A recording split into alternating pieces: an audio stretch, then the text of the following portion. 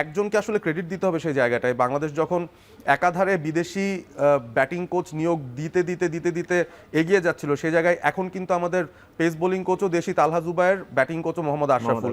তাদেরকে কিন্তু অ্যাপ্রিসিয়েট করতে হবে আপনাদের, যে তারা এত জলদি কিভাবে ব্যাটারদের মেন্টালিটি মাইন্ডসেটটাকে এই জায়গায় এনেছেন, যে তারা ওই বিশ্বাসটা রেখেছেন যে আমরা এখানে পারফর্ম করতে পারবো এবং বোলার দেখবো না, আমরা বল দেখে পারফর্ম করবো। এই কথা সবাই বলেছেন, তানজিদ তামিম, নাজমুল হোসেন শান্ত, ইভেন সাদমান, মুশফিকুর রহিম, যারা যারা রান পেয়েছেন সবাই বলেছেন। তো এই বিষয়টা শুধু মুখে বলা না, তারা যে মাঠেও করতে পারছেন এটা একটা দারুণ ব্যাপার। তবে ভয়টা এখানেই আর কি, মানে বাংলাদেশের তো আমরা দেখি সিচুয়েশন, একটা ইনিংসে তারা দারুণ খেলে, পরের ইনিংসেই 50 রানে অল আউট হওয়ার মানে রেকর্ড তাদের প্রিভিয়াসলি আছে। সো ম্যাচ এখনো শেষ হয়ে যায়নি, বাট এখনো পর্যন্ত বাংলাদেশ যে ফাইটটা দিয়েছে, ছোট ছোট অনেক ডিটেলেও তারা অস্ট্রেলিয়াকে হারিয়েছে। ডিটেলই হচ্ছে অস্ট্রেলিয়ার স্ট্রেংথ, যে তারা অপোনেন্টকে আসলে মানসিক শক্তি দিয়ে বা ছোট জায়গার মধ্যে ছোট ছোট উইনগুলো নিয়ে তারা আসলে ম্যাচ বের করে ফেলে একটা কঠিন জায়গা থেকেও। আমি ভরসা রাখি হিরন স্মার্ট ওয়াটার পিউরিফায়ারে।